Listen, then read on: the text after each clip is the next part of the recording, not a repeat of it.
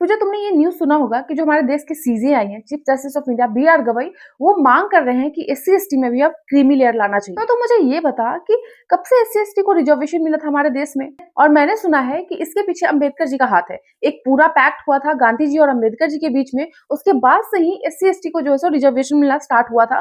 तो मुझे इसकी पूरी हिस्ट्री पता। तुमने बिल्कुल सही सुना है। इसके लिए तुम्हें 1932 में जाना पड़ेगा। एक टाइम था जब गांधी जी और अंबेडकर जी की सोच नहीं मिल रही थी और उनके बीच में किसी चीज को लेकर के असहमति थी, और वो असहमति दलितों के लिए सेपरेट इलेक्टोरेट के लिए थी। ये मैटर है 1932 में, जब ब्रिटिशर्स ने 1932 में कम्युनल अवार्ड के जरिए दलित को सेपरेट इलेक्टोरेट देने की अनाउंसमेंट की, और गांधी जी ने इसे हिंदू समाज के विभाजन का एक और स्टेप माना, और इसकी वजह से वो आमरण अनशन पे बैठ गए। गांधी जी दलित को हरिजन कहते थे। हरिजन का मतलब भगवान के लोग।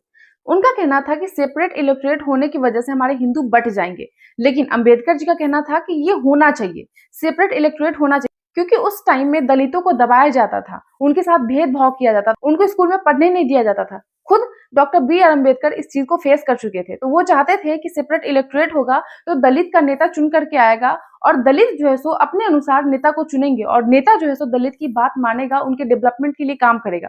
तो वो भी अपनी जगह गलत नहीं थे, लेकिन गांधी जी भी अपनी जगह गलत नहीं थे।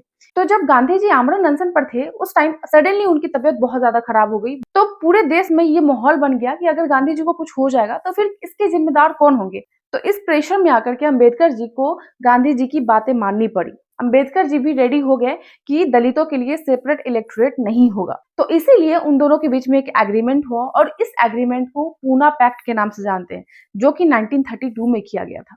तो आज की डेट में अगर हम एससी-एसटी में रिजर्वेशन देखते हैं, या फिर एससी-एसटी को इतने सारे बेनिफिट्स देखते हैं, तो ये सारा श्रेय जो है सो डॉक्टर बी.आर. अम्बेडकर को जाता है। ये चीजें पूना पैक्ट से ही आई है।